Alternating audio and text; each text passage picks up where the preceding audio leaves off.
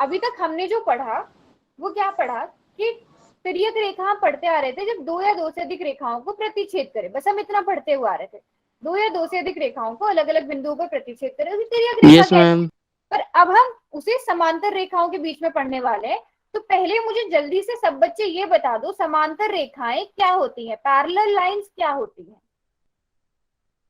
सब बच्चे chat box में बताओ समांतर रेखाएं क्या होती है, चाहे एक सेंटेंस में एक शब्द में बता दो, जैसे भी आपको ठीक लगता है।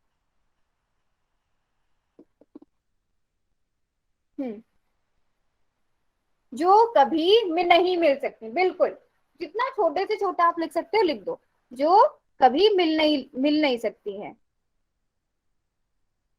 इक्वल नहीं, देखो जिनके बीच की जो दूरी होती है वो इक्वल होती है, बिल्कुल ये आप कह सकते हो, जो कभी भी नहीं मिलेंगी जिनके बीच की दूरी हमेशा बराबर होती है। बिल्कुल जैसे एक बहुत अच्छा जिनके अंदर कोण नहीं बनते हैं, बिल्कुल।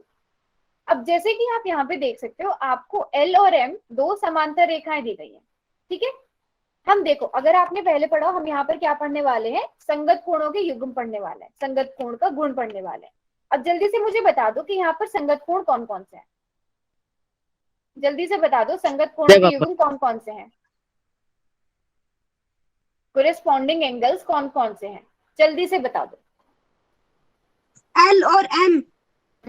एल और एम कहाँ से आ गई, ये तो एल और एम समांतर रेखाएं आपको दी गई हैं, अभी इसको छोड़ो, पहले मुझे संगत कोणों के युग्म बताओ। बिल्कुल जो कभी नहीं मिल सकती, जिनके अंदर एंगल नहीं होता, बिल्कुल ठीक बोल रहे हो, बिल्कुल ठीक बोल रहे हो सब बच्चे। 3 और 5 सारे युग्म बताएंगे, कोई एक एक का नाम भी दे दो। अगर संगत कोणों के युग्म अगर आपको फिर से मैं याद दिलाऊं, तिर्यक रेखा के एक तरफ या तो ऊपर बनेंगे या नीचे बनेंगे, तिर्यक रेखा के एक तरफ या तो ऊपर या नीचे। बिल्कुल एक बच्चे ने 1 और 5 लिखा है, 1 और 5 लिख देते हैं, कोण 1 और कोण 5, क्योंकि ये एल रेखा के ऊपर बन रहा है, एम रेखा के ऊपर बन रहा है, दोनों लेफ्ट साइड बन रहे हैं, नीचे वाला कोण बन नीचे। बिल्कुल 3 और 7 हो गया, वेरी गुड वेरी गुड। 2 और 6 वेरी गुड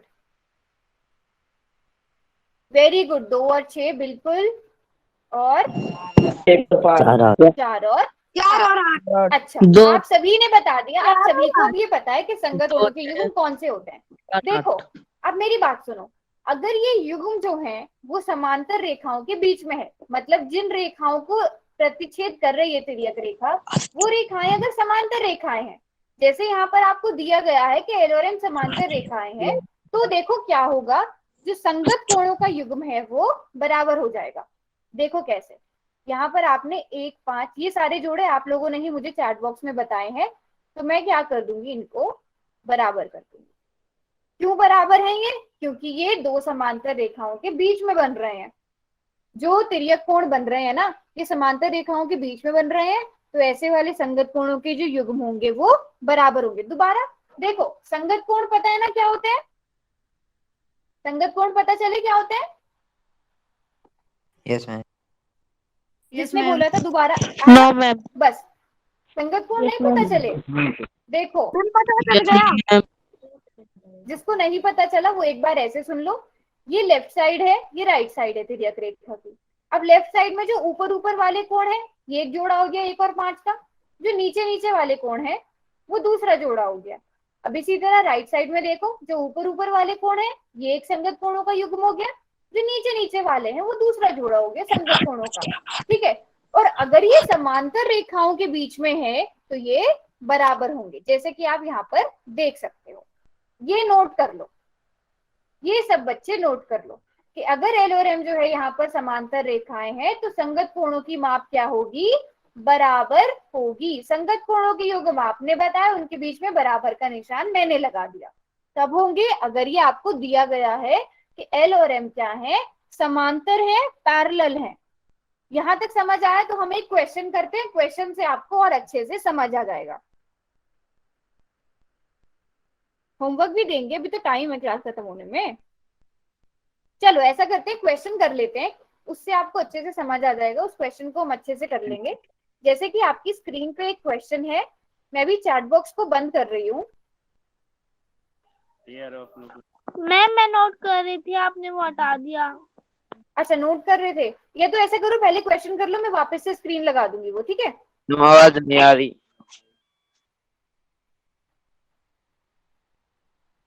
मैं कुछ बोल नहीं रही थी इसलिए नहीं आ रही। चलो जल्दी से ये वाला क्वेश्चन कर लो।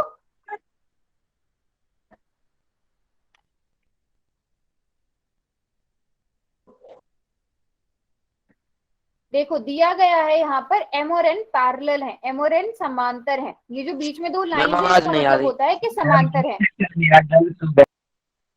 इसका मतलब होता है कि ये समांतर है। जो आपको ऐसे दो लाइंस नजर आ रही है ना, इसका मतलब है कि एम और एन समांतर है, एम और एन पैरेलल है। ये आपको दिया गया है, आपको एक्स का मान ज्ञात करना है। आपको बस देखना है कि जो दो कोण आपको दिए गए हैं ना, वो कौन से कोण है। क्या वो एकांतर अंतः कोण है, क्या वो एकांतर बाह्य कोण है, क्या वो तिर्यक रेखा के एक ही तरफ बने हुए कोण है, या क्या वो संगत कोण है। मैम ठीक पूरा है। सेक्शन और मेरा आप अभी अभी पढ़ चुके हो, आप अभी अभी पढ़ चुके हो कि संगत कोण जो होते हैं, अगर वो समांतर रेखाओं के बीच में होते हैं तो वो बराबर होते हैं, है ना। वेरी गुड, सभी बच्चे बिल्कुल ठीक आंसर दे रहे हैं। अच्छा, मैम अब जब भी मैं चैट, हाँ जी बोलो। मैम आपने पहले क्या क्वेश्चन दिया था? यही वाला क्वेश्चन मैम था। आप से पहले दिया था मैम, मेरी स्क्रीन में, अच्छा ऐसा करूंगी मैं अभी क्लास मैं के वो बाद ना, नोट होमवर्क करने के बताने के लिए। बाद मैं आपको दोबारा से क्वेश्चंस बता दूंगी, ठीक है। ओके रुक मैम। जाना आप क्लास में, ठीक है। चलो चैट बॉक्स में मुझे ये बताओ कि आपने जो ऑप्शन चुना है वो क्यों मैम चुना है, आवाज नहीं आ क्या रही। सोच कर चुना है।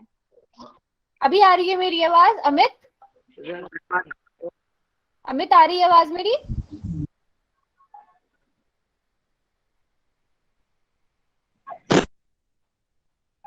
मैम आ रही आवाज। वेरी गुड, तो सभी बच्चे बोल रहे हैं सी, बिल्कुल।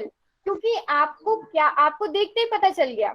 यहाँ पर तिर्यक रेखा क्या है, एल यस है। मैम। पहले देख लेते हैं ये कौन से कोण है।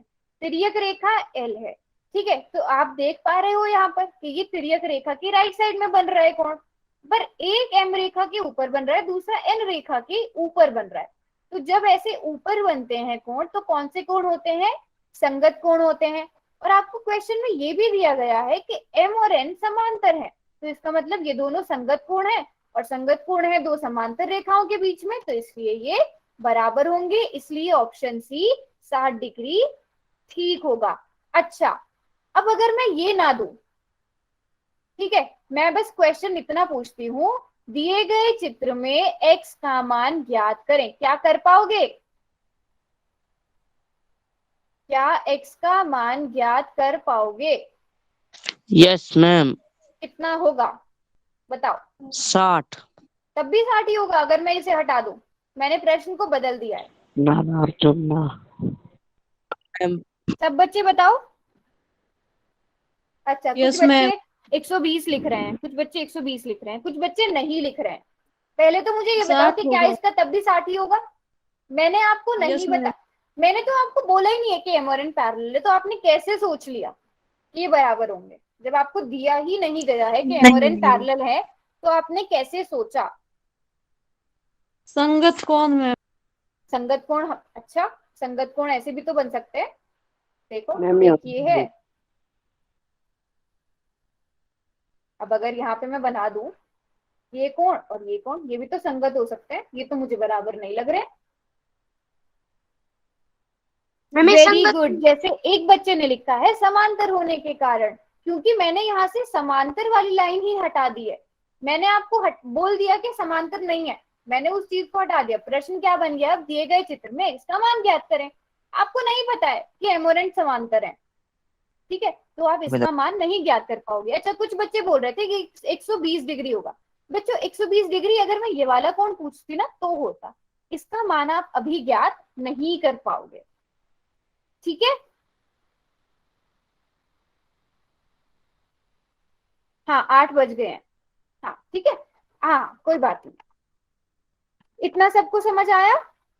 Yes ma'am. हाँ,